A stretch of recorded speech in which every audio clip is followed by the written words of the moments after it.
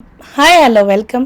ரயில் நிலையத்துல கூட்டம் பரபரப்பா இருக்கு. அங்குள்ள பயணிகள்லாம் அங்கும் இங்குமா போயிட்டு இருக்காங்க. அப்ப அங்க ஒரு பெண் வந்து ஷூ பாலிஷ் போடுறாங்க. தன்னோட சின்ன கைகளால இந்த பிரஷ் வச்சிருக்காங்க. அப்பாவித்தனமான கண்களும் ரொம்ப ஏழ்மையான பெண் மாதிரி இருக்காங்க. அதாவது ஆடைகள் எல்லாம் கிழிஞ்சிருக்கு, அவங்களுக்கு செருப்பும் கிழிஞ்சுதான் இருக்கு. ஆனா எல்லார்கிட்டயுமே போற வரவங்க எல்லார்கிட்டயுமே ஐயா நான் ஷூ பாலிஷ் பண்றேன், 5 ரூபாய் மட்டும்தான், ஷூ பாலிஷ் பண்ணிக்கோங்க முகத்தை புன்னகையோட எப்பவுமே கேக்குறாங்க. ஒரு சில பேர் அந்த குழந்தைய பார்த்து திட்டுறாங்க, ஒரு சில பேர் அந்த ஷூ பாலிஷ் போட்டுக்கிறாங்க, ஒரு சில பேர் கண்டுக்காத மாதிரி போயிட்டு இருக்காங்க. ஏன்னா அந்த பெண் குழந்தை வந்து எதுக்குமே பெருசா ரியாக்ட் பண்ணாம போடுறவங்க கிட்ட சந்தோஷமா போட்டாலும் போடாட்டிலும் சந்தோஷமா சிரிச்ச முகமாவே பேசிட்டு இருக்கு. அப்ப அவங்க ஒரு பெரிய பணக்காரர் ஒருத்தர் வராரு. வந்துட்டு இந்த பெண்ணை பாக்குறாரு. நீ என் மகள் மாதிரியே இருக்கியே, நீ என் கூடவே வா அப்படின்னு சொல்றாரு. உடனே அந்த பெண்ணுக்கு திடீர்னு பயம் வந்துருது. யார் இவருனே தெரியல, திடீர்னு வந்து நம்மள தன் மகள் சொல்றாரு, நான் உங்க கூட வரமாட்டேன், நீங்க என்ன எடுத்துட்டு போய் வித்துட்டீங்கன்னா நான் என்ன செய்யறது, எனக்கு யாருமே இந்த உலகத்துல வேண்டாம், தயவு செய்து போயிடுங்க அப்படின்னு சொல்லிட்டு போறா. இல்ல நீ ஒரு தடவை வாமா என் கூட அப்படின்றா. இல்ல நான் வர முடியாது அப்படின்னு சொல்லிட்டு தெளிவா என்ன பண்றான், அந்த பெண் அவரை புறக்கணிச்சு போயிடுறான். யார் இந்த பணக்காரர், அவருக்கும் இவளுக்கும் என்ன தொடர்பு, வாங்க அந்த கதையை முழுசா பார்க்கலாம். ரயில் நிலையம் ரொம்ப பரபரப்பா இருக்கு.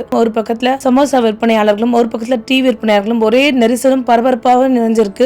மக்கள் அங்கும் இங்கும் நடந்து போயிட்டு இருக்காங்க. நடந்து போயிட்டு இருக்கும்போது அங்க ஒரு சிறுமி, ரொம்ப அப்பாவித்தனமான ஒரு முகம், அப்பாவித்தனமான ஒரு புன்னகை, அவ ட்ரெஸ் எல்லாம் கிழிஞ்சிருக்கு, அவ செருப்பும் கிழிஞ்சிருக்கு, அவளுக்கு ரொம்ப ஏழ்மையா இருக்கு. அங்க உள்ள போற வர மக்கள் எல்லாத்தையுமே ஐயா ஷூ பாலிஷ் போட்டுக்கோங்க, 5 ரூபாய் மட்டும்தான் அப்படின்றாங்க. ஒரு சில பேர் அவளோட புன்னகையை பார்த்து மயங்கி ஷூ பாலிஷ் பண்ணிக்கிறாங்க. ஒரு சில பேர் அதை புறக்கணிச்சுட்டு போறாங்க. ஒரு சில பேர் அந்த குழந்தை திட்டிட்டு போறாங்க. யார் என்ன செஞ்சாலும் அந்த குழந்தை சிரிக்க மறக்கிறது இல்ல, எல்லாத்துக்குமே சிரிச்சபடியே இருக்கா. அவளுக்கு வர வருமானத்துல என்ன பண்றா, அந்த ரயில்வே ஸ்டேஷனுக்கு வெளியில என்ன பண்றா, ஒரு டீ கடை இருக்கு, அந்த இடத்துல போயிட்டு டீயும் பண்ணு சாப்பிடுறா, காஞ்சி போன சமோசாவையும் சாப்பிடுறா. ஏன்னா அவளோட விற்கிற பணத்துக்கு அதுதான் கிடைக்கும். அவளுக்கு வீடுன்னு சொல்லிக்கிற அளவுக்கு எதுவுமே கிடையாது. அவள் என்ன பண்றா, ஒரு கம்பளி ஒன்று வச்சிருக்கா, அந்த கம்பளி வச்சு அந்த ரயில்வே ஸ்டேஷன் தான் தான் வீடுன்னு சொல்றா. அங்கேயே படுத்துக்கிறா. படுத்துக்கிட்டு மேல வானத்தை பாக்குறா. வானம் மட்டும்தான் அவளுக்கு பெருசா ஒரு குடிசை மாதிரி நினைச்சிட்டு இருக்கா. வானத்தை பாக்குறா, உறங்கிடுறான். மறுபடியும் மறுநாள் என்ன பண்றாரு, அதே மாதிரி ரயில் நிலையம் பரபரப்பா இருக்கு. ஷூ பாலிஷ் போட்டுட்டு போயிட்டு இருக்கா. மறுபடியும் இரவு வருது. இரவு வந்தோடனே என்ன பண்றா, அந்த வானத்தை பாக்குறா. வானத்தை பார்த்துட்டு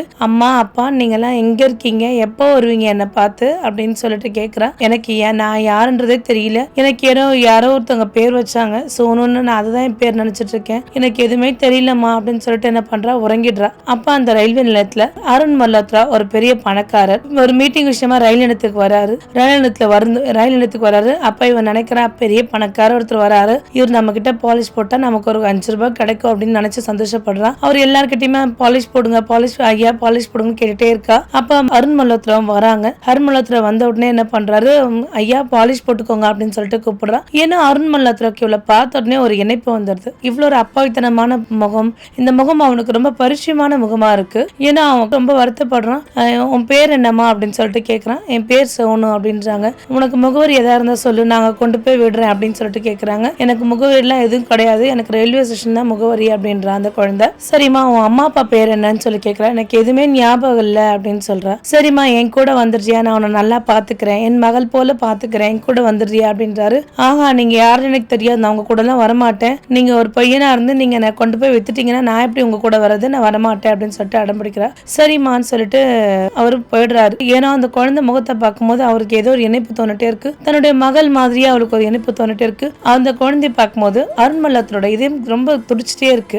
ஏன் நம்ம இதயம் இவ்வளவு துடிக்குது, நம்ம இந்த பெண்ணுக்கும் நமக்கும் ஏதாவது இருக்குமா அப்படின்னு சொல்லிட்டு யோசனை பண்றாரு. தன்னோட உதவியாளர் கூப்பிடுறாரு. உதவியாளர் கூப்பிட்டு இந்த பெண்ணை பத்தி எல்லா டீட்டெயில்ஸும் தெரிஞ்சு வச்சுக்கோங்கன்னு சொல்லிட்டு என்ன பண்றாரு, மீட்டிங்க்கு ட்ரெயின்ல புறப்படுறாரு. மீட்டிங் போயிட்டு தன்னுடைய வீட்டுக்கு வராரு அருண் மல்ஹோத்ரா. அப்போ உங்க சிறுமியோட முகத்தை பார்த்து ரொம்ப தேம்பி தேம்பி அழறாரு. ஐயோ செல்லமே, நான் உன்னை வந்து தொலைச்சிட்டுமே, நான் வாழ்க்கையில நான் இவ்வளோ பணம் பேரு காசு புகழ் எல்லாம் சம்பாரிச்சு எதுக்காக, எல்லாம் வீணா போறதுக்காகவா, நான் உன்னை தொலைச்சிட்டேன், அப்ப எல்லாமே அது வீணா தானே போகும், உன்னை தொலைச்சதுக்கு அப்புறம் எல்லாமே எனக்கு வீண் தானே, நீ எப்ப என் கைக்கு வருவேன்னு சொல்லிட்டு ரொம்ப அழறாரு. ஒரு சில மாதங்கள் கழிச்சு போறாரு, ரயில்வே நிலையத்துக்கு போறாரு. போன உடனே பாத்தீங்க அப்படின்னா அந்த பெண் அந்த இடத்துல இல்ல. அந்த இடத்துல இல்லாம வேற ஒரு இடத்துல இருக்கு. வேற ஒரு இடத்துல இருக்காரு. இவர் பார்த்த உடனே அந்த பொண்ணு பயந்து போடுறா.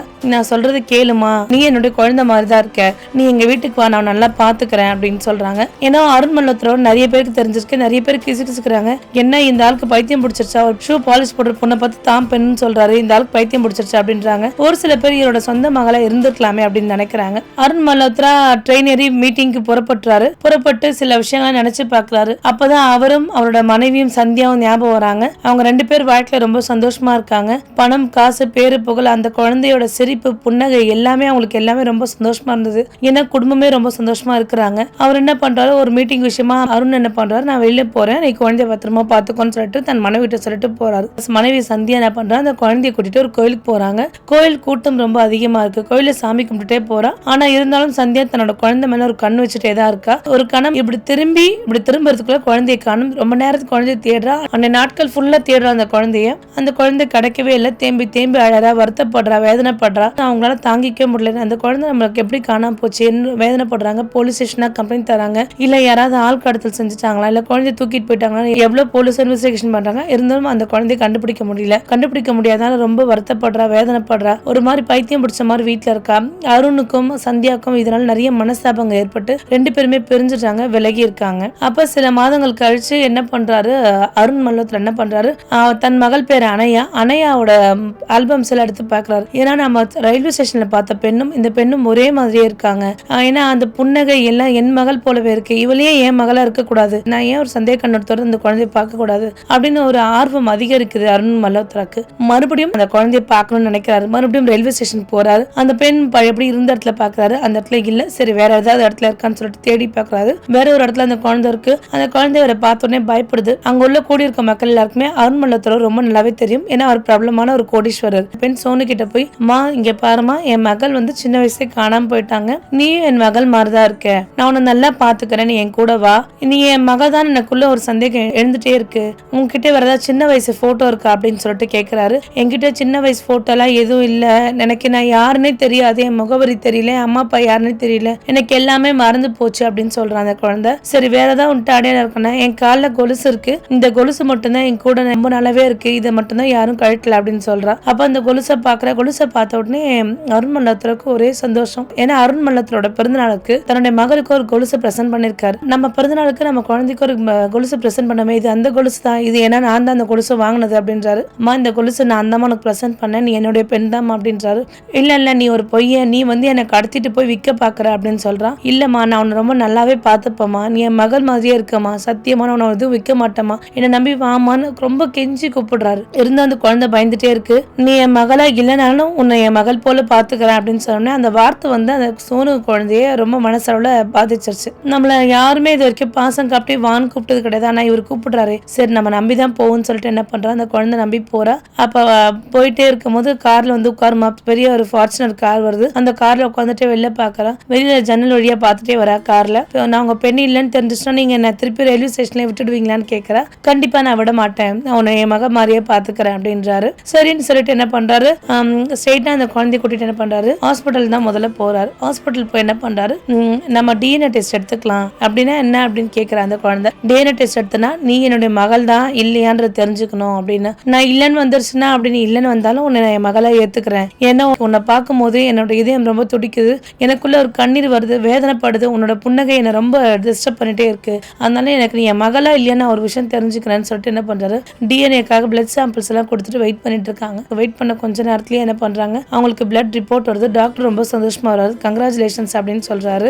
என்ன சார் அப்படின்னு அருண் மல்ஹோத்ரா கேட்கிறாரு. இது உங்களுடைய மகள் தான்றாரு. அவர் கண்ணீர் பெருக அழுகிறாரு, ரொம்ப சந்தோஷப்படுறாரு, தன் குழந்தைய முத்தமிடுறாரு. ஐயோ நீ என்னுடைய சொந்த மகள் தான், என்னுடைய ரத்தம் தான், நீ எவ்வளவு நாள் தொலைஞ்சு போன, இன்னைக்கு எனக்கு கிடைச்சிருக்கேன், எனக்கு ரொம்ப சந்தோஷமா இருக்கு, வாழ்க்கையை ஏன் வாழ்தான் நினைச்சிட்டு இருக்கேன், ஆனா நீ தான் என் வாழ்க்கையை வாழ்றதுக்கே ஒரு பெரிய அர்த்தமா இருக்க அப்படின்னு சொல்றாரு. இன்னைக்கு நான் வாழ்க்கையை வாழ்றதுக்கு ஒரு அர்த்தம் இருக்கு அப்படின்னு சொல்றாரு. ரொம்ப சந்தோஷப்படுறாரு. அதாவது அவர் சந்தோஷத்துக்கு அளவில்லாத ஒரு சந்தோஷமா இருக்கு. அவர் என்ன பண்றாரு, இந்த பிளட் ரிப்போர்ட் வந்தோடனே தன்னோட மனைவி சந்தியாவுக்கு ஃபோன் பண்றாரு. இந்த மாதிரி குழந்தை நமக்கு கிடைச்சிருச்சுன்னு சொல்லி சந்தியாவும் ரொம்ப விரைந்து வராங்க ஹாஸ்பிட்டலுக்கு. ஒரே சந்தோஷப்படுறாங்க, தன் குழந்தைய அணைச்சிக்கிறாங்க, முத்தமிடுறாங்க. அப்புறம் நீங்க எப்படி கண்டுபிடிச்சிங்கன்னு அருண் மல்ஹோத்ரா கேட்கிறாங்க. அருண் மல்ஹோத்ரா நடந்த கதை எல்லாத்தையும் சொல்றாரு. சொன்ன உடனே ஒரே சந்தோஷமா இருக்கு. ஏனோ அந்த ஒரு குழந்தையால பிரிஞ்ச குடும்பம் இன்னைக்கு அந்த குழந்தையால அந்த குடும்பம் சேர்ந்துருச்சு. அந்த குழந்தை சில காலமா பெற்றோர் யாருமே இல்லாம ரொம்ப கஷ்டப்பட்டு ஏதோ கிடைச்சதை சாப்பிட்டுட்டு ஒரு சில சமயம் சாப்பிடாம இருந்து எல்லாம் வளர்ந்தது. ஆனா இன்னைக்கு தன்னோட சொந்த பெற்றோர் கிட்ட வளருது ரொம்ப சந்தோஷமா இருக்கு. ஒரு சில புன்னகை, அதாவது அந்த குழந்தையோட அப்பாவித்தனமான புன்னகை அவர் மனசுல ஒரு வலி ஏற்படுத்தி தன் மகளா இருக்குமோ ஒரு எண்ணத்தை ஏற்படுத்தி கரெக்டா தன்னுடைய மகளை அருண்மல்லத்துல கண்டுபிடிச்சிட்டாரு. இப்ப அந்த குழந்தையும் அந்த குடும்பத்தோட மிகவும் சந்தோஷமா வாழ்ந்துட்டு இருக்காங்க. எந்த குழந்தையால குடும்பம் புரிஞ்சதோ அதே குழந்தையால குடும்பம் சேர்ந்துச்சு. இப்போ ரொம்ப சந்தோஷமாவும் நிறைந்த மனசாவும் அவங்க வாழ்க்கை வாழ ஆரம்பிச்சிட்டாங்க. மீண்டும் ஒரு நல்ல கதையில் சந்திக்கிறேன். நன்றி, வணக்கம்.